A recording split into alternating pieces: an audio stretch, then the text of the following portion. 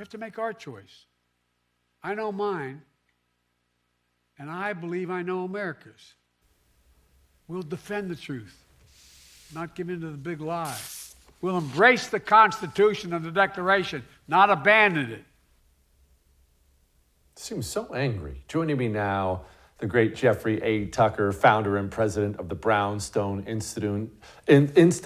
Jeffrey, obviously it was an angry speech. What I've tried to explain to people over and over again is they should get ready for a lot of that in 2024. That's clearly going to be the strategy. He has nothing to sell, so he's going to sell locking you up in prison.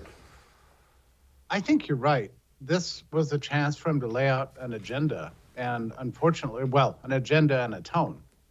And unfortunately, what we found out is that it's all about enemyizing most of the country, certainly all Trump supporters, as basically insurrectionists. That's what the theme of the thing was. It wasn't just that Trump is an insurrectionist, is that all of his supporters are too. They're rebels, they're dissidents, they're enemies of the state. But it was even slightly more intense than that. I listened to it rather alarmed to find out that he's using support of him as the test of patriotism, the test of loyalty, and the test of your allegiance to democracy itself. And I wrote in this Twitter post that somehow managed to get 1 million views. I don't know how that happens. The mysteries of X, right? But that I got a strong Chernenko vibes from him. Now, Chernenko was the fourth successor to Stalin. After Khrushchev, Brezhnev, and Andropov, then came Chernenko right before Gorbachev. And at that late stage in Soviet history, everything was falling apart, and everybody sort of knew this. I mean, the system was collapsing. Nobody liked it. The whole system was besought with problems: economic collapse, disenfranchisement, sadness all around. They still claimed to be a democracy, and how could they have done that? Well, the message of all these successors to Stalin was repeatedly that all your problems are due to non-compliance.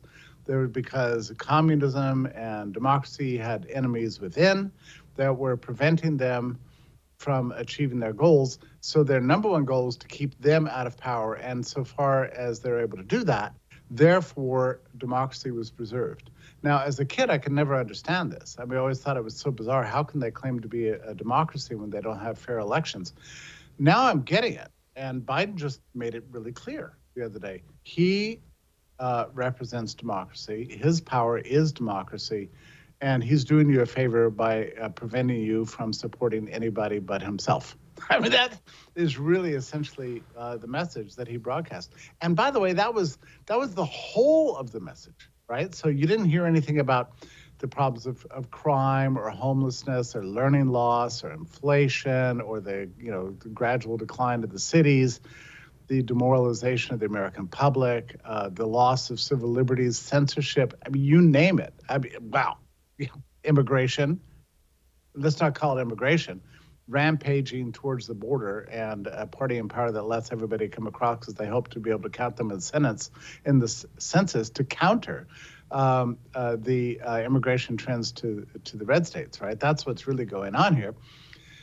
And everybody knows it. What I didn't say anything just then that anybody really disputes, anybody who's informed, but not one of those issues was mentioned in this long-winded speech. It was 100% about the enemy within, that we all had to rally around the great dictator to keep him in power, so that we could preserve, the America as we know it, as he understands it. And I wrote there that it reminds me of basically the theme and plot of every dystopian novel, from Anthem to Hunger Games to the Bug's Life, right? It's always about some big shot with power warning you about the terrible, terrible threat that's all around you and why you need to never question his judgment. And he's saving you from the bad thing. In this case, the pestilence of MAGA supporters. That was really the whole of it.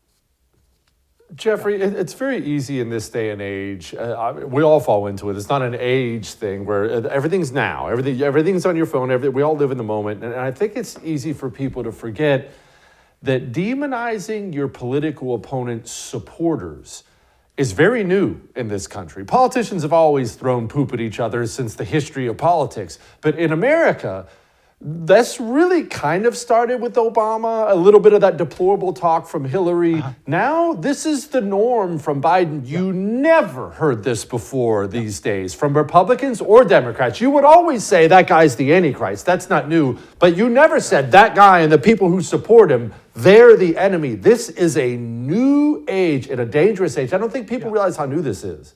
So I agree with everything you just said, and I think you're right. The biggest complaint in the past that we heard about American political culture was that there's too many negative ads and too many sound bites, right?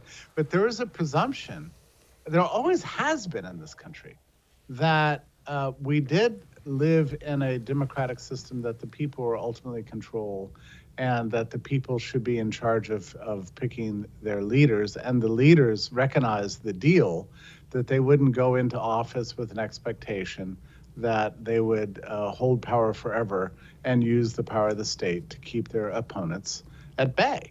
But it's not clear that that is even a supposition anymore. Based on the speech I saw with Biden, I'm not sure that he's really ready and willing to accept the terms of civic engagement that we've always had in this country. It seems like something else. I mean, he's genuinely saying, basically, if we let this guy on the ballot and if you vote for him, then you're an enemy of America and you're an insurrectionist. I'm very concerned about that. And by the way, there's not a word I said that's some sort of partisan talking point here. I mean, like, I don't need to tell you that I've been inveighing against many aspects of Trump and MAGA-hood, for as long as I can remember, dating back 8 years, right? So this is not about that. This is actually a serious attack on the fundamental liberties and political liberties of the American people. And there's several aspects of this that worry me. Like, one of the ways they're keeping Trump off the ballot is by citing Section 3 of Article 14, which forbid revolutionaries and insurrectionists from taking office. Now, that's a bit of an anachronism, because it dates back to the Civil War, is in effect repealed by further legislation in Congress that basically granted amnesty to all the Confederate secessionists. So they're resurrecting this thing, I think, only for the second time since in the postbellum days. But if you look at Section 3, there's also a line in there that says that it's not just insurrectionists that are forbidden from taking office. They're legally deprecated, but also those who aid and abet them. Okay, now, don't call me crazy here, but given the legal interpretations of the Biden administration these days, it's not too much of a stretch to imagine that in the months ahead, even before the November elections, that aid and abetting clause of Section 3 will be invoked against all Trump supporters. I mean, like, if you have retweeted Trump or celebrated Trump or praised him on X, on social media somewhere, maybe that's evidence that you're aiding and abetting the enemy. That's how far we've come. And by the way, that is not a big stretch. Look what they did all to the 1 million plus people that gathered on January 6th. I mean, if you happen to be there, I mean, you're not sleeping well at night because you don't know when the next knock at the door is coming. Yeah, so it's serious. These people are spending a very long time in pre-trial prison, just for their political views, awaiting investigation and judgment.